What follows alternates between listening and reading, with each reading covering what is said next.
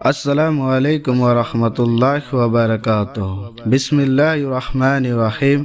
باب 21 استنجا میں طاق ڈھیلے لینا۔ حدیث نمبر 131 ابو ہریرہ رضی اللہ تعالیٰ عنہ سے روایت ہے کہ رسول اللہ صلی اللہ علیہ وسلم نے فرمایا، جب تمہیں سے کوئی وضو کرے تو اپنی ناک میں پانی ڈالے اور اس سے صاف کرے، اور جو آدمی پتھر سے استنجا کرے تو طاق پتھروں سے کرے، اور تمہیں جب کوئی سو کر اٹھے تو وضو کے پانی میں اپنے ہاتھ ڈالنے سے پہلے انہیں دھو لے، کیونکہ تم میں سے کسی کو خبر نہیں کہ رات کو اس کا ہاتھ کہاں پھرتا رہا ہے۔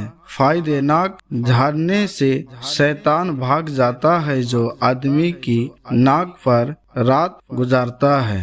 حدیث نمبر 131 صحیح بخاری۔ السلام علیکم ورحمۃ اللہ وبرکاتہ۔